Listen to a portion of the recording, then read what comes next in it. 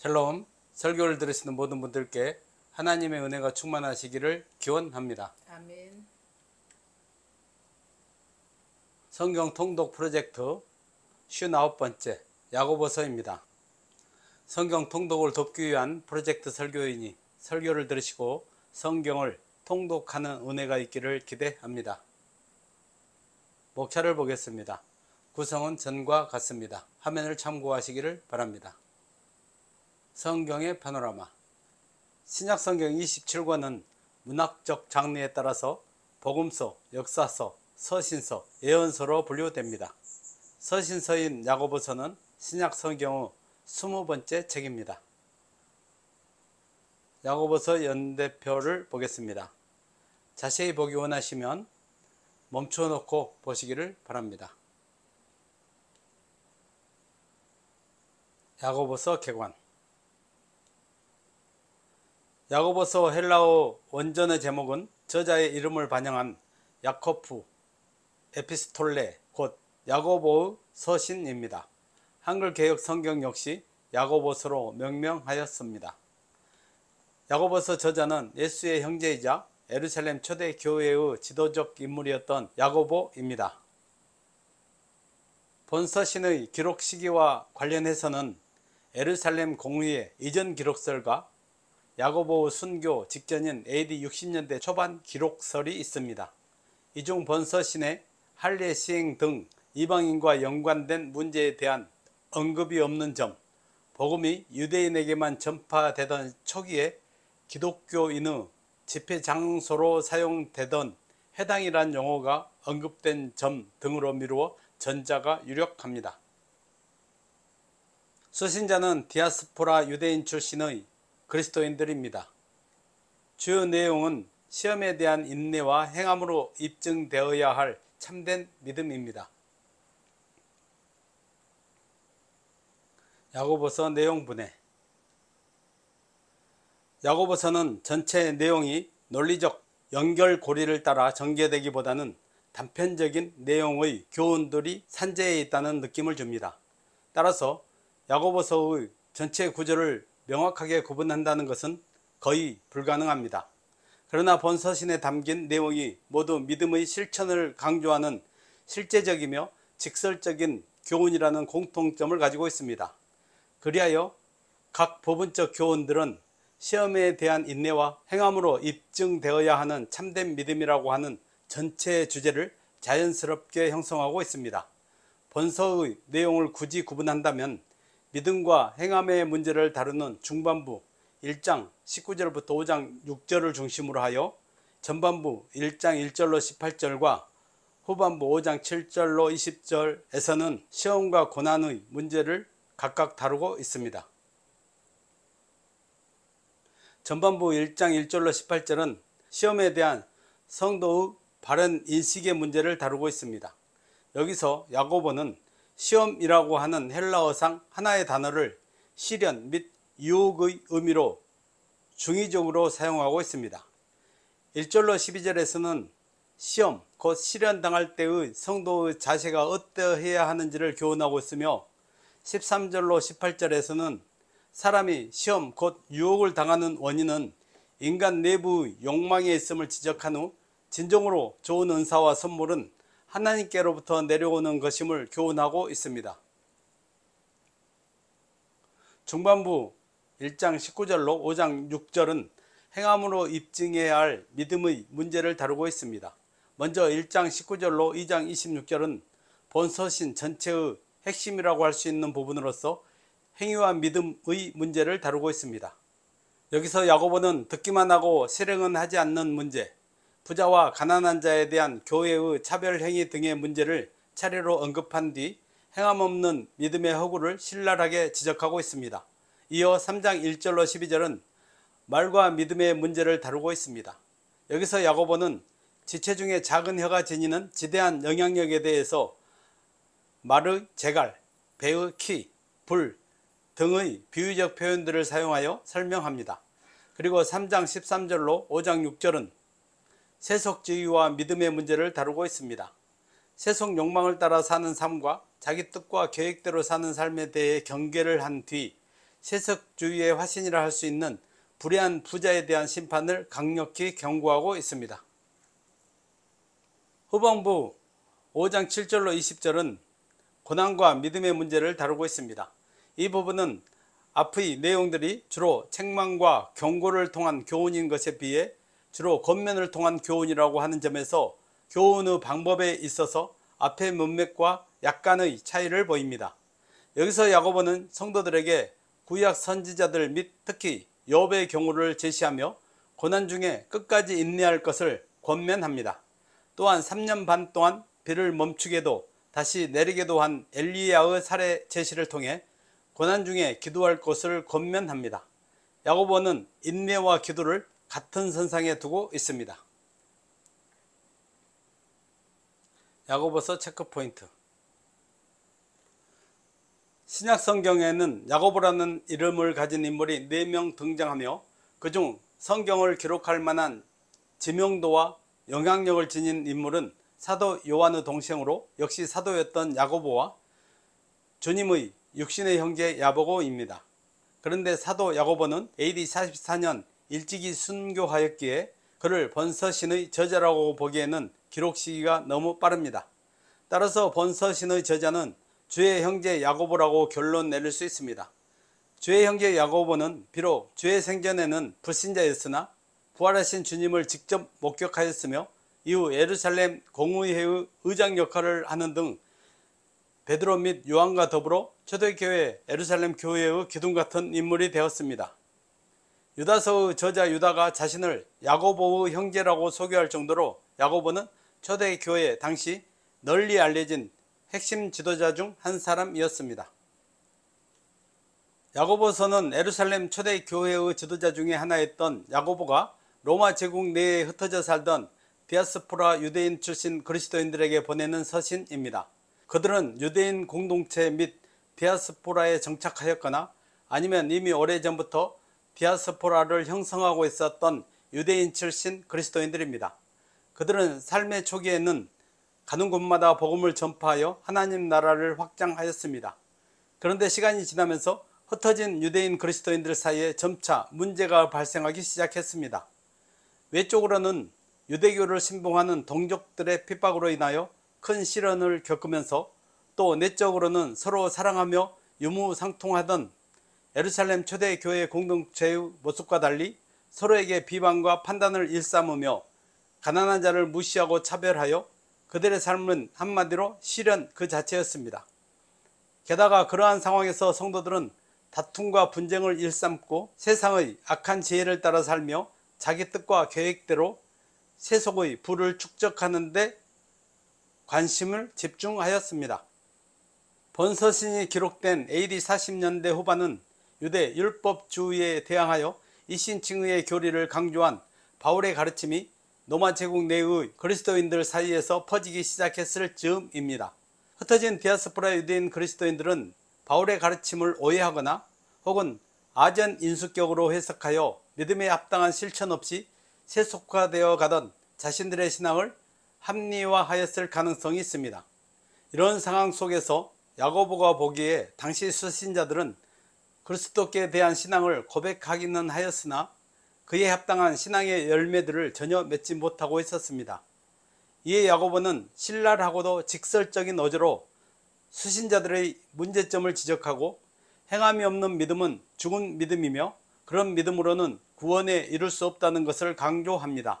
더 나아가 사람이 행함으로 의롭다 하심을 받고 믿음으로만 아니니라고 선언하여 바울의 이신칭의 교리와 상충되는 듯한데 사실 이신칭의 교리와의 충돌은 아닙니다.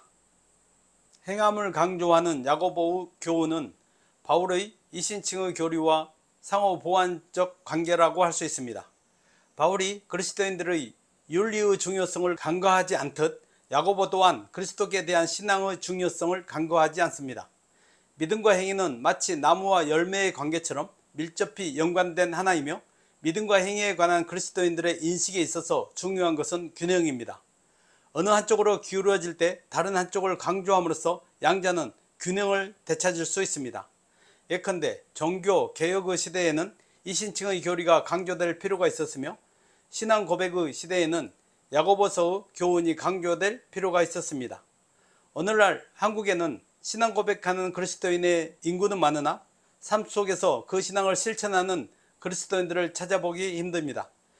이처럼 통탄스러운 상황에서 야고보서는 참된 믿음이 무엇인지를 일깨워주고 믿음과 행함의 균형을 이루도록 하는데 유익한 교훈을 제공해 줍니다. 감동 포인트 설교.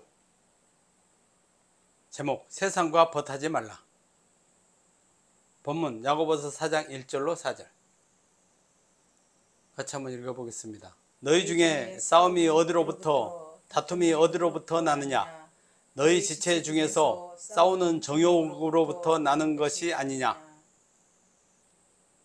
너희는 욕심을 내어도 얻지 못하여 살인하며 시기하여도 능히 취하지 못함으로 다투고 싸우는도다.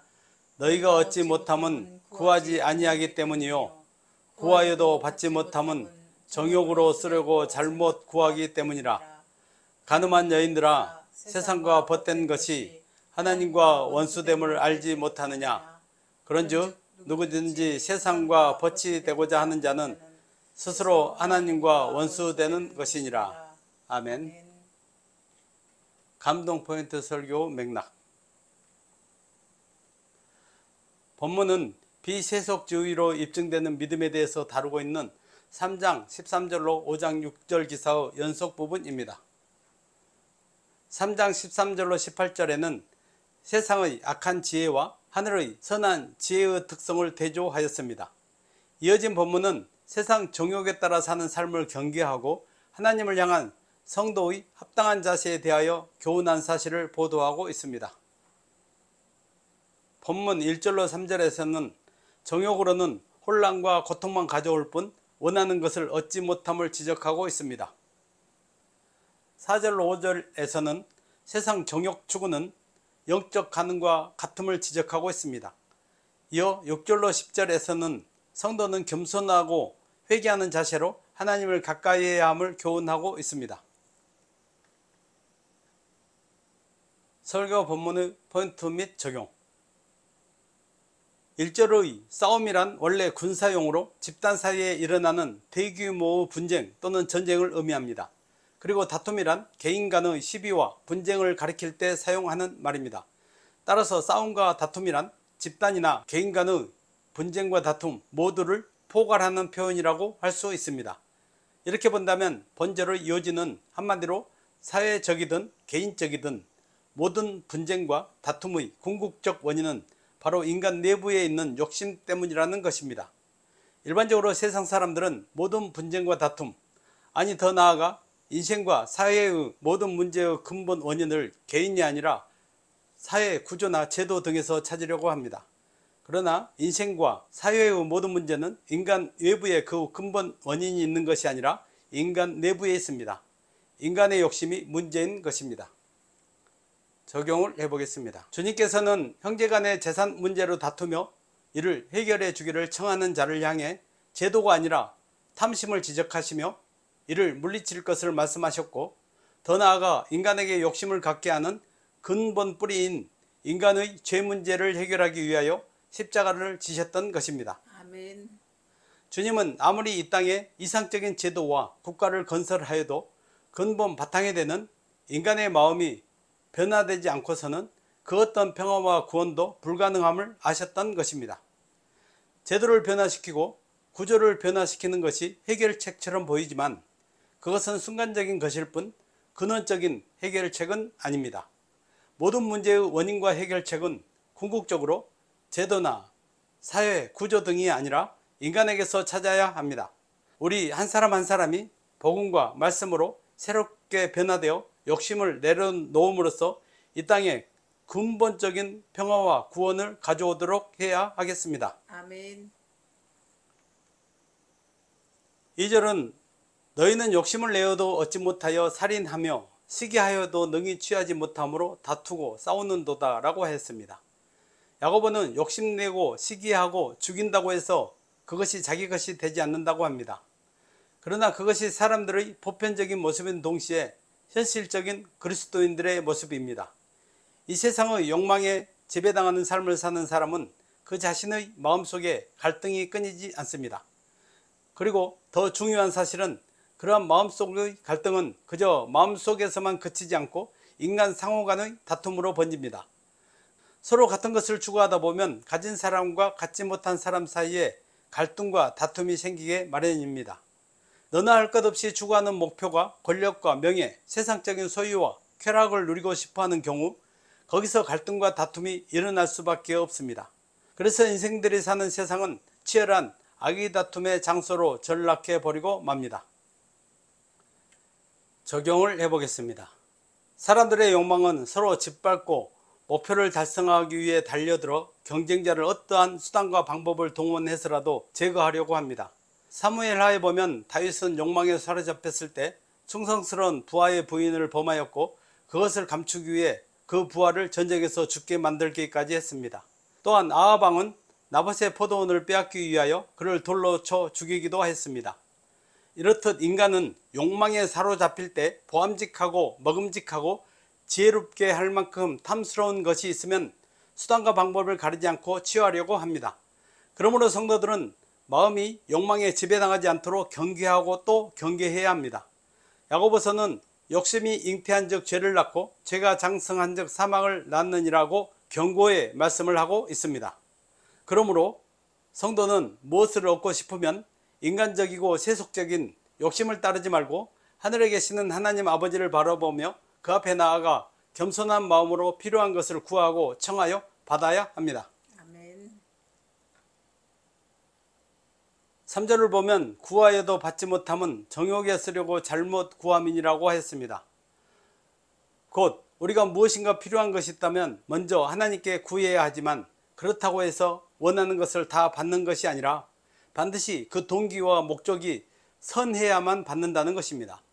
왜냐하면 우리 하나님은 우리 마음에 죄악이 있으면 결코 그 부르짖음에 응답하는 분이 아니시기 때문입니다. 아멘. 즉 하나님은 우리의 필요를 채워주시되 욕심은 결코 채워주지 않습니다. 아멘. 본절 말씀 가운데 정욕이라는 단어가 이를 단적으로 증거해주고 있습니다. 하나님은 우리가 필요 이상의 지나친 탐욕으로 구한 것에 대해서는 결코 응답하시지 않는다는 것입니다. 아멘. 따라서 우리는 하나님께 기도할 때 탐욕과 욕심으로 구하려 해서는 안 됩니다. 여기서 중요한 것은 우리의 기도하는 의도가 주님의 뜻에 합당한가 하는 것입니다. 적용을 해보겠습니다. 우리가 기도하는 목적은 하나님의 뜻을 이루기 위함이지 우리의 뜻을 이루기 위함이 아닙니다. 기도는 나를 통해 하나님의 뜻을 이루기 위한 적극적인 행위입니다. 예수님의 이름으로 기도합니다 라는 말 앞에 눈을 지그시 감고 때론 울며 불며 큰 소리로 하늘을 향해 외친 소리 모두가 기도는 아닙니다. 더욱이 기도의 가장 큰 목적인 하나님 나라의 확장에는 조금도 관심이 없고 오직 자신의 나라를 건설하려는 이기적인 야욕으로 늘어놓는 말들은 절대 기도가 될 수 없습니다. 아멘. 하나님의 뜻은 묻지 않고 자신의 욕구만 납세우는 것은 실로 하나님을 하인이나 노보처럼 취급하는 불경한 일이 아닐 수 없습니다. 그러므로 기도하는 성도는 기도의 동기와 목적이 과연 하나님의 뜻에 맞으며 선한 것인지 또 아울러 지나친 욕심으로 필요 이상의 것을 구하고 있지는 않은지 겸손한 마음으로 헤아려 보는 것이 기도의 선결 요건입니다. 설교를 들으시는 여러분 모두가 이러한 살핌과 헤아림을 통해 분명한 확신을 가지고 하나님께 나아가 기도하고 간구함으로 주님의 확실한 응답을 경험하는 주인공들이 되시기를 바랍니다. 아멘. 4절을 보면 간음 많은 여자들이요 라고 했습니다. 이것은 문자 그대로 육신적인 간음 행위를 저지른 여자들을 가리키는 것이 아닙니다. 하나님과 우리는 에베소서 5장 24절로 28절과 요한계시록 19장 7절을 통해 보면 예수 그리스도는 신랑이며 우리는 그의 신부라고 했습니다. 그런데 신랑이 우리를 향하여 간음하는 여인이요 라고 부르는 것입니다. 이는 하나님과 맺은 언약을 파기하고 영적 타락을 일삼은 자들 모두를 지칭하는 것입니다. 문맥에 따라 표현하면 이 땅의 정욕을 따라 세상을 쫓는 교회와 성도들을 가리키는 호칭인 것입니다. 적용을 해보겠습니다. 왜 성도가 간음한 여인이 되었습니까? 간음이 무엇입니까? 그것은 하나님을 바라지 않고 자기의 정욕을 따라 사는 것이 간음입니다. 하나님의 신부됨을 포기하고 세상의 벗이 되려고 안간힘을 쓰는 그 모습이 바로 간음이었습니다. 해를 쫓아 고개를 돌리는 해바라기처럼 주를 쫓아 고개를 돌려야 하는 주바라기의 됨을 거부하고 세상이 주는 것을 얻고자 마음과 몸이 세상을 향해 있기에 간음하였다라고 하는 것입니다. 내 욕구를 충족시키려고 세상과 벗하는 것은 분명 영적인 간음입니다. 신랑이신 예수 그리스도를 완전히 무시하는 행위인 것입니다. 따라서 간음하였다라는 말에 부끄러움과 수치를 느끼며 제자리로 돌아오겠다는 강한 의지로 결단을 해야 합니다. 간음에서 돌이켜 신랑과 바른 관계를 형성하려고 노력하는 것이 마땅한 성도의 자세입니다. 성도는 주님의 영적 신부로서 신앙의 정조와 지조를 지키며 살아야 할 의무가 있습니다. 그러므로 날마다 자신의 겉사람과 속사람을 부지런히 살펴서 주님의 순결한 신부의 삶을 살려고 노력하는 성도들이 되시기를 바랍니다. 아멘. 야고보서 교훈. 성도가 세상을 살면서 시련을 피할 수는 없으며 그 시련을 어떤 자세로 맞느냐가 중요합니다. 야고보서는 성도가 시련 당할 때의 자세를 여러 측면에서 교훈하고 있습니다. 즉 성도는 시련을 당할 때 그것을 달게 받아들이며 시련을 극복할 지혜를 하나님께 구하며 고난을 견딘 성경 인물들을 본받아 인내하여야 합니다. 아멘. 성도가 이러한 자세로서 시련을 극복할 때 선한 결말을 보게 될 것임을 야고보서는 약속하며 교훈하고 있습니다. 아멘. 사람들은 때로 죄의 유혹을 당할 때 하나님께서 자신을 시험한다고들 합니다. 그리하여 죄의 책임을 하나님께 돌리는 오류를 범합니다. 그러나 야고보서는 인간이 죄의 유혹을 받는 근본 원인은 인간 내면의 욕망에 있음을 밝힙니다. 즉 인간 내면의 욕망이 씨앗이 되어 죄를 낳고 그것이 자라면 사망에 이르게 한다고 선언하는 것입니다. 성도는 어떤 경우에든 자신이 시험당하는 책임을 하나님께 돌려서는 안됩니다. 또한 죄의 유혹에 빠지지 않도록 외적 환경에도 유의할 뿐 아니라 더욱 자신의 내면에 욕망의 씨앗이 싹을 틔우고 있지 않는지를 경계해야 함을 교훈해 줍니다. 아멘. 야고보서는 믿음이 있노라 하면서 행함이 없는 믿음, 곧 입으로는 신앙 고백하지만 삶의 실천이 뒤따르지 않는 기만적인 믿음을 신랄하게 공격합니다. 야고보의 표현에 따르면 그런 믿음은 그 자체가 죽은 것입니다. 즉 아무런 생동력도 유익도 없는 것으로서 결코 구원에 이르게 할 수 없는 믿음입니다. 구원은 물론 믿음으로만 받는 것이지만 그 믿음은 행함이 결여된 공허한 믿음이 아니라 행함으로써 그 진실성이 입증된 믿음이라는 것을 알아야 합니다. 야고보서는 행함과 믿음은 반대가 아니며 오히려 나무와 열매의 관계처럼 결국은 하나라는 주님의 가르침을 새로운 각도로 우리에게 조명해주고 있습니다. 아멘. 믿음이 행위로 입증되는 두드러진 양상 중에 하나는 바로 언어 생활입니다. 야고보는 말의 재갈, 배의 키, 불 등의 비유적 용어로서 인간의 혀가 지니는 강력한 영향력을 표현하고 있습니다. 공허한 믿음을 가진 자는 자신의 혀를 다스리지 못하며 도리어 그 마음의 악을 따라 혀를 악의 도구로 사용합니다. 반면 참된 믿음을 가진 성도는 자신의 지체 중의 하나로서 이토록 강력한 영향력 있는 혀를 다스리며 선의 도구로 사용합니다. 그런데 행함으로 입증되어야 하는 참된 믿음이라는 본서신 전체 주제의 차원에서 가장 중요한 행함 중에 하나는 기도라고 할 수 있습니다. 성도의 기도란 믿음의 가장 직접적이고도 실질적인 표현으로 혀를 사용해서 말로 싸는 선한 행위입니다. 야고보는 성도들에게 고난 중에 기도하며 또한 병든 자를 위해서 피차 기도하라고 기도의 중요성을 강조하여 교훈해주고 있습니다. 아멘. 에필로그. 야고보서는 시험에 대한 인내와 행함으로 입증되어야 할 참된 믿음을 기록한 책입니다. 야고보서 분량은 5장 5쪽 정도로 한번 읽는데 10분 정도 걸립니다. 설교를 들으시고 말씀의 은혜가 되시면 지금부터 성경을 펴고 읽을 수 있기를 바랍니다. 성경은 잠깐씩 한 절씩 시간이 될 때 보는 책이 아닙니다. 말씀을 읽을 계획을 세워서 하루에 1시간 정도씩 꾸준하게 통독하면서 하나님을 아는 지식의 지경을 넓히며 성령을 쫓아 사는 성도들이 되시기를 바랍니다. 아멘. 말씀을 정리하고 마치겠습니다. 야고보서는 그리스도인들의 신앙 윤리적 실천 의무를 강조하는데 그 의무를 갖고 있는 사실 자체를 강력하게 강조합니다. 본서신 전체 주제의 차원에서 중요한 행함 중에 하나는 기도라고 합니다. 성도의 삶에서 인내한다는 것은 곧 하나님을 바라며 기도하는 것입니다. 아멘. 그리고 성도의 기도야말로 가장 실질적인 믿음의 표현임을 강조합니다.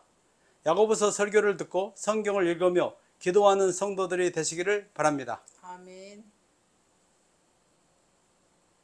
설교를 들으시고 성경을 읽으시는 모든 분들이 하나님의 은혜와 평강과 말씀의 능력으로 충만하여 기도하시기를 주의 이름으로 축원합니다. 아멘. 아멘.